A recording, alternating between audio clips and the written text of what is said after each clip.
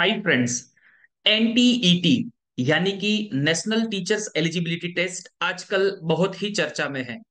बहुत सारे लोगों को अभी भी ये पता नहीं है कि वो एनटीईटी के लिए एलिजिबल है या नहीं है, यानी कि उनको एनटीईटी एग्जाम देनी पड़ेगी या नहीं देनी पड़ेगी। Hello, my self doctor croup Vasavada. बहुत सारी क्वेरीज के बाद आज ये एक वीडियो जो है आपके लिए बहुत ही यूजफुल होने वाला है। और अगर आपको ये वीडियो के बारे में पूरी इंफॉर्मेशन चाहिए, एनटीईटी की एलिजिबिलिटी के बारे में पूरी इंफॉर्मेशन चाहिए, तो आप ये वीडियो लास्ट तक देख सकते हैं। एनसीआईएसएम अधिनियम 2020 की धारा 17 के अनुसार एनसीआईएसएम को उन लोगों के लिए ये एनटीईटी आयोजित करनी है जो ये भारतीय चिकित्सा प्रणाली में पहली बार शिक्षण के पेशे में, यानी कि एजुकेशन या तो फिर टीचिंग फील्ड में फर्स्ट टाइम एंट्री करना चाहते हैं। एनसीआईएसएम को कानून मंत्रालय से संबंधित रेगुलेशन की एक वेटेड कॉपी प्राप्त हो गई है और उक्त रेगुलेशन जल्द ही नोटिफाई किया भी जा सकता है। So as per the law, ये जो implementation of this regulation starts immediately after the notification of the regulation, because ये रेगुलेशन के नोटिफिकेशन के बाद every person has to qualify for the NTET before joining the NCISM head as a teacher in ISM colleges. So ये आपको जानना बहुत ही जरूरी है कि जब से ये नोटिफिकेशन आया है, वो नोटिफिकेशन के तुरंत बाद सभी को जो है वो NTET before joining NCISM head as a teacher in ISM colleges देनी पड़ेगी।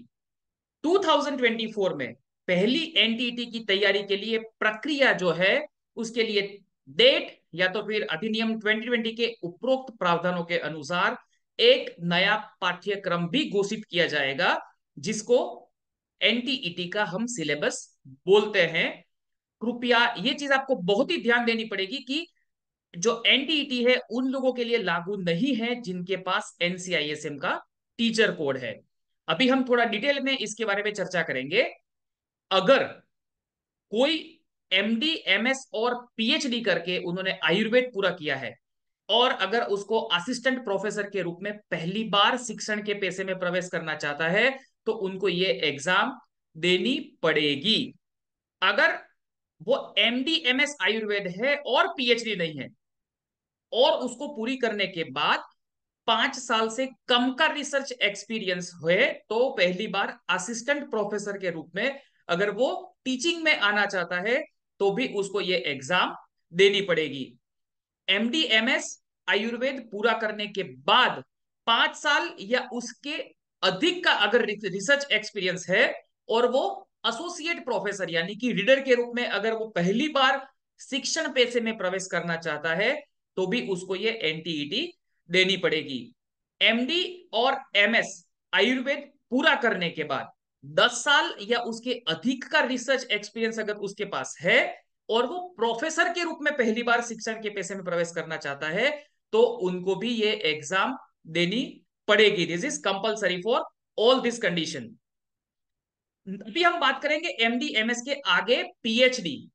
अगर किसी ने पीएचडी आयुर्वेदा कर लिया है और उसके पास 2 साल से कम का रिसर्च एक्सपीरियंस होगा, तो अगर असिस्टेंट प्रोफेसर के रूप में वो पहली बार टीचिंग में आना चाहता है, तो उसको एनटीईटी एग्जाम देनी पड़ेगी।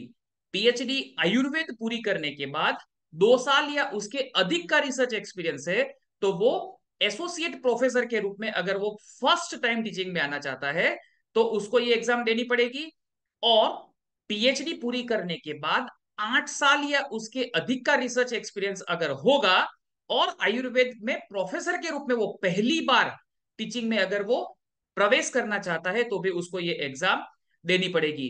तो ये तो चलो बात हो गई कि ये एनटीटी किसको देनी पड़ेगी। अभी इसमें से एग्जम्प्टेड कौन है, ये चीज बहुत ही इंपॉर्टेंट है। तो आपको ये चीज जाननी बहुत ही जरूरी है।